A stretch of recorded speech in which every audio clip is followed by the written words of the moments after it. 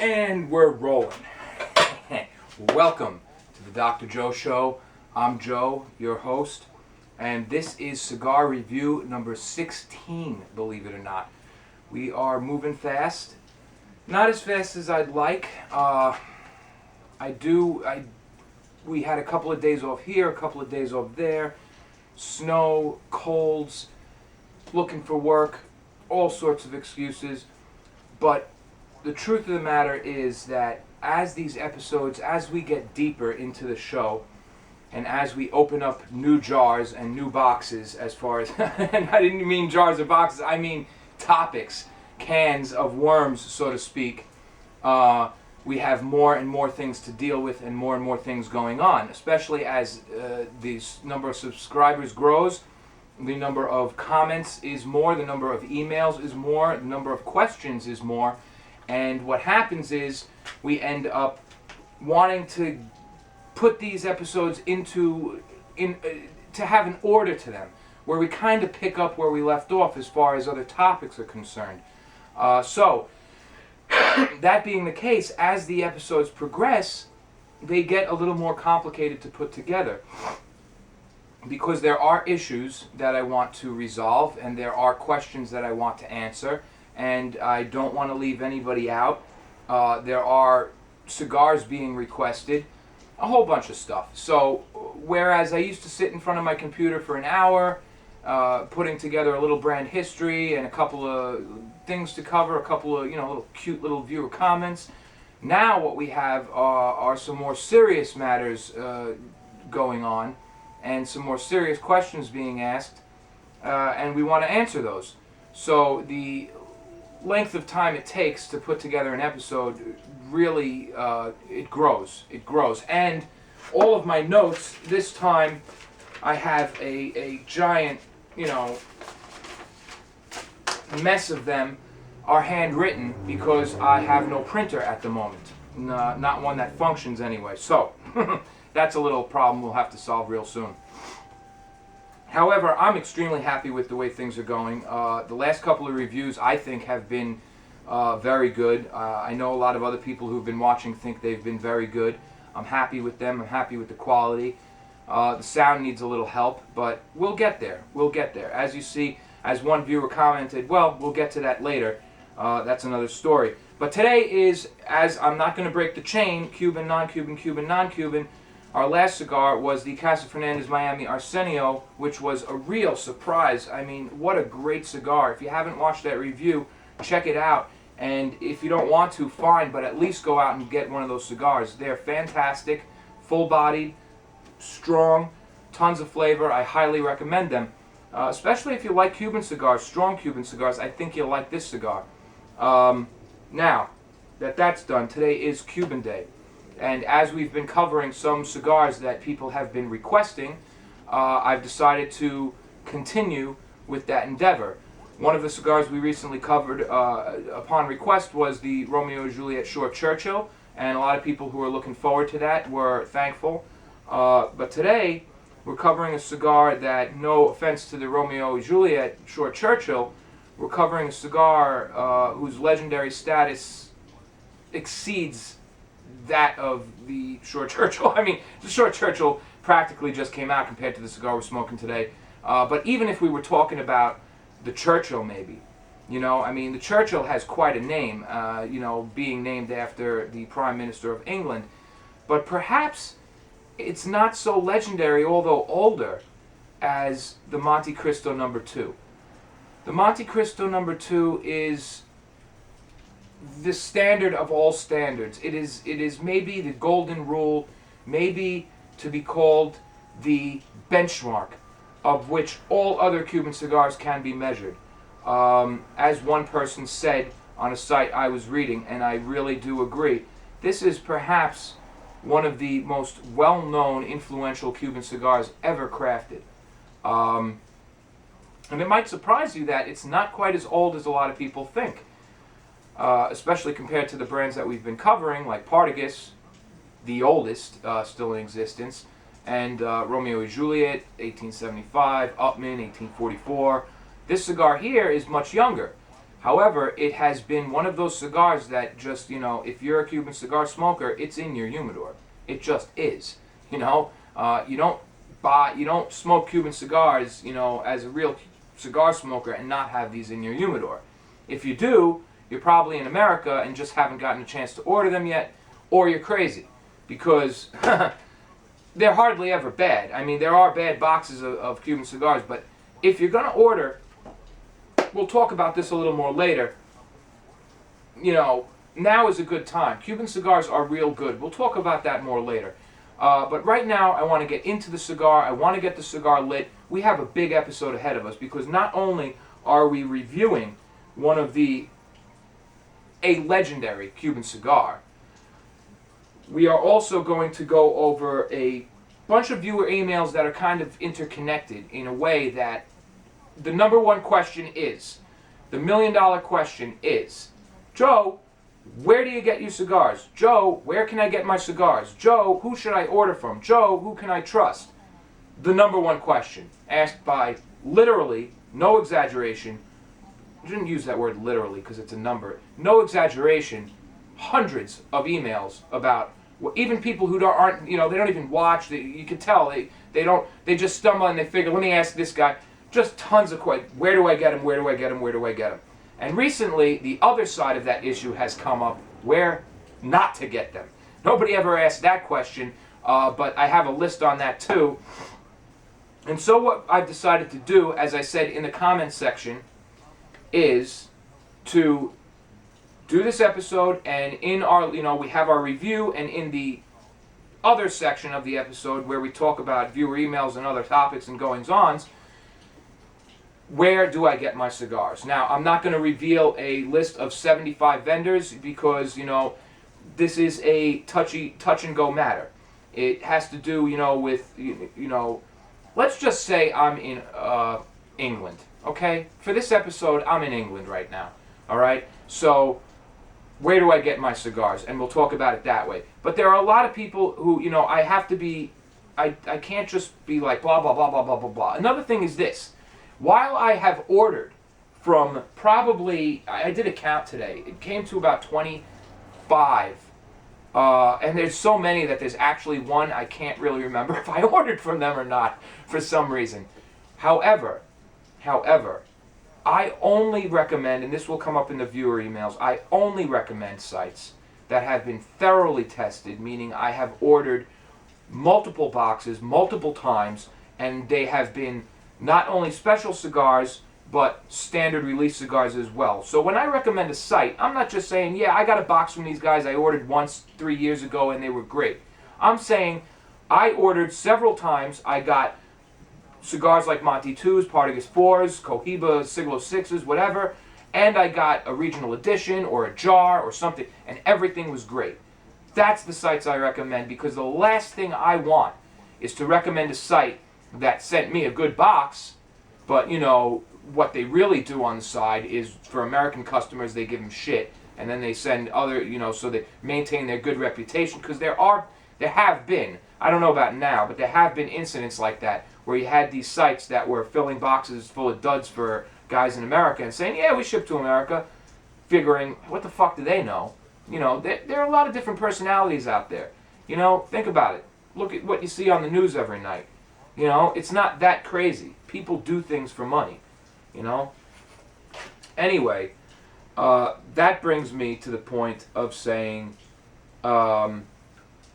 I will do my best to give a good, solid list that if you use it, you will not get burned, and it will give you access to just about any fucking cigar you can imagine.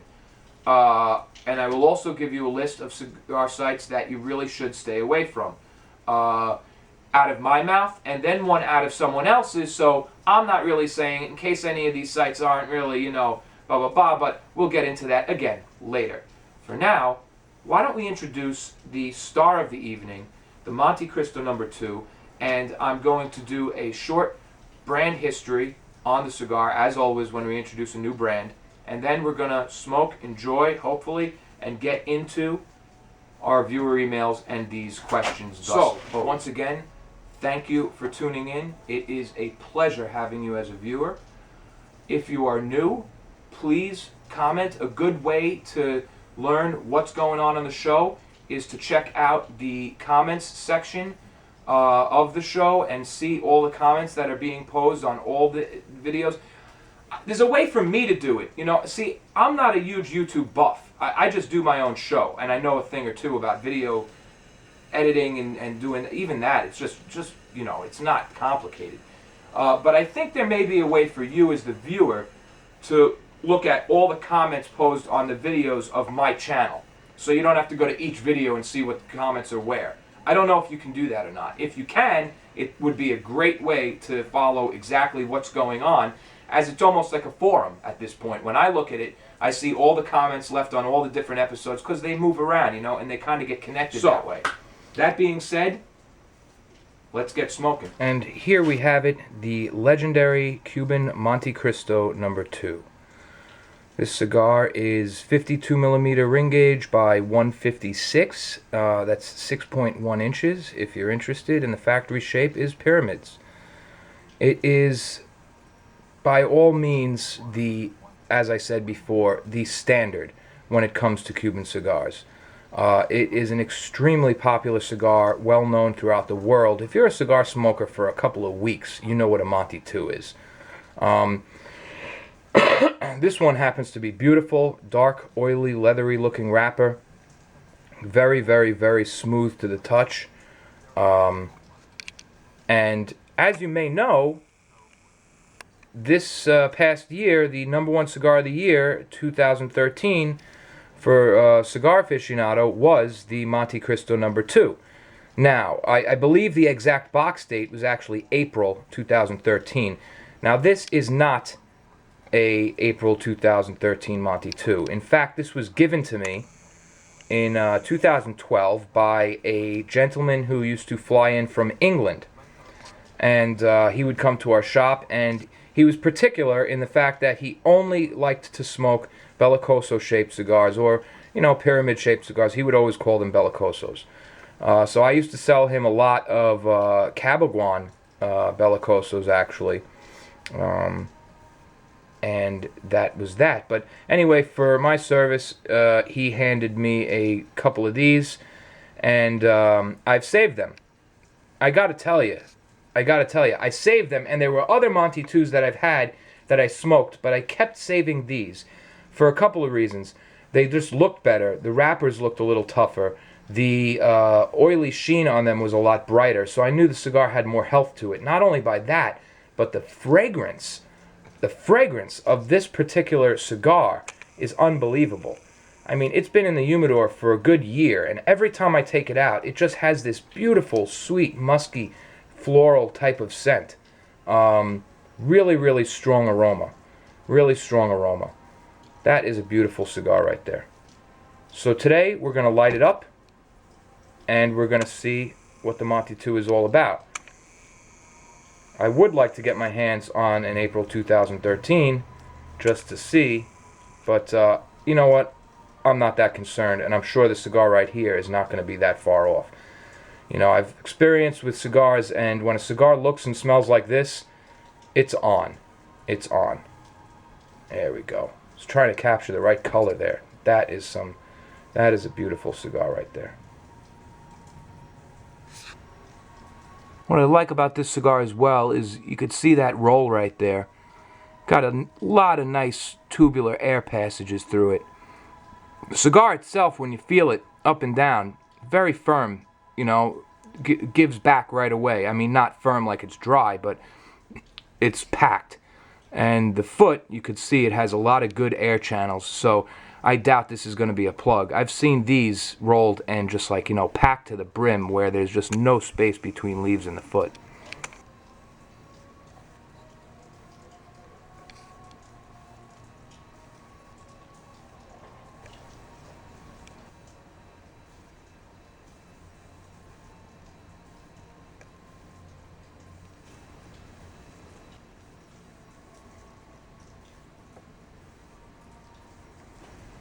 Alright, so here we are, and man, I am excited to light this cigar, I tell you, because since I did the Arsenio review, I haven't had a chance to sit down and have a good smoke. Oh man, I mean, besides smoking cigars like, you know, little Padron Delicias and Noes and Tatuai Noes and things that, you know, things are just hectic, man. Hectic. It seems that around here, everything has to line up just fucking right for me to be able to sit down and not be bothered and have a cigar. Okay, so I'm going to give it a straight cut. It's a torpedo. Maybe it would benefit from a V cut as far as... I like a straight cut. That's about good. Yeah, there's some crystally stuff going on in here, man.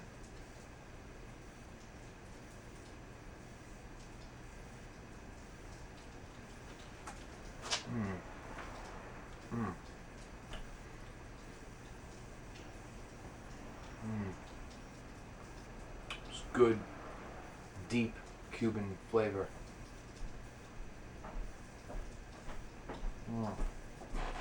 Wrapper is so smooth, even on my lips. Tastes a little oily, you know. Earthy. Some salt.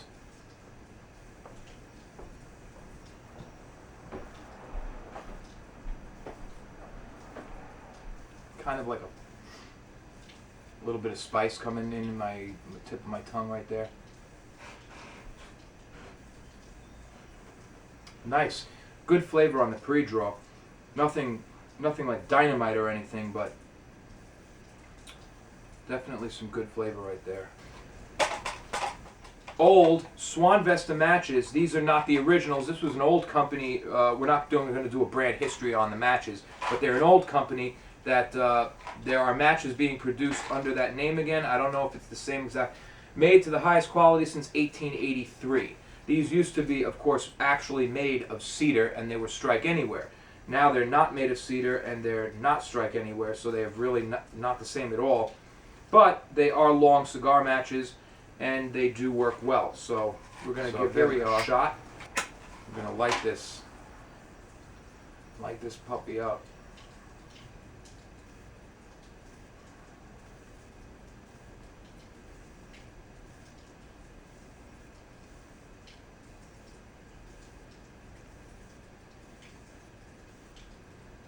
Go briefly around the edge, and then start getting the whole thing.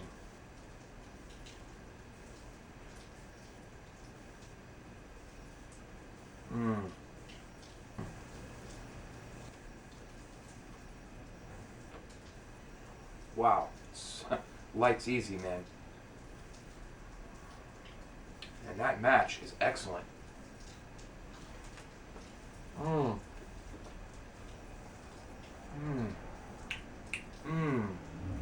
Wow. Here's a cigar where you can, just from doing a nice long pre-draw and then doing a light,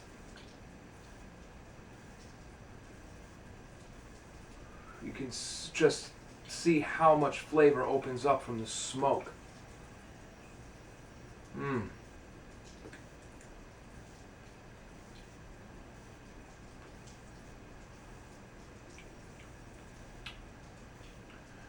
It's earthy, salty, but not like a D4. Some spice, good peppery spice coming in. A little leathery. A little leathery.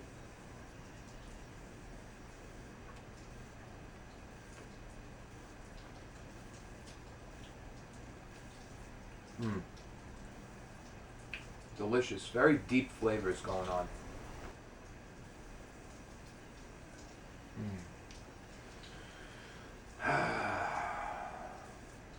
That is a nice flavor.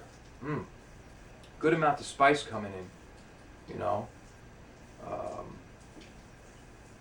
Very nice.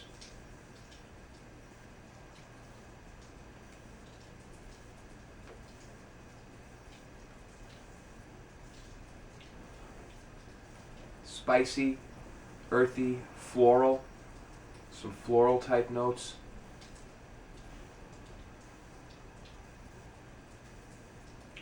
And still that meaty undertone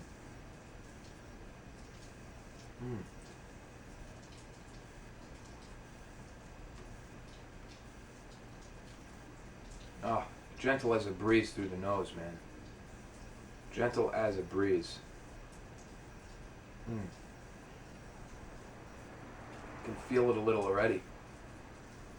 It's got a little power to it. Got a beautiful burn developing here.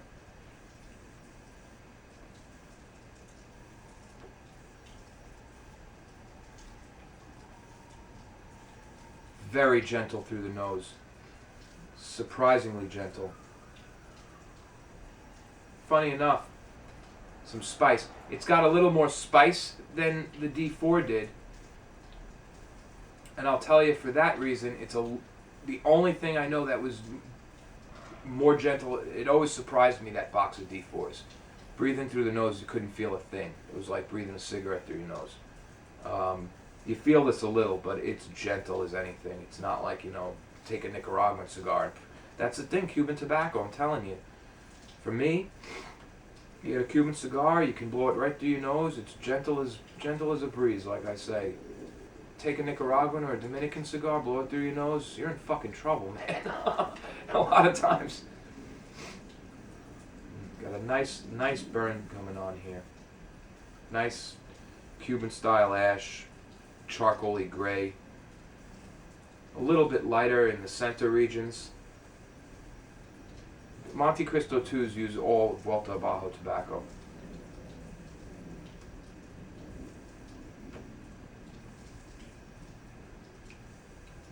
Very gentle. Powerful cigar, but very gentle smoke. The smoke isn't wispy, nor is it creamy at this point. It's medium. It's just kind of subtle, puffy, It's very puffy. I'm going to let this ease out for just a tiny bit. I want the burn to settle, and I don't want to start puffing a canoe on it. Because I could puff this thing straight down. It's got a beautiful burn going there. Let's talk a little bit about some Montecristo brand history.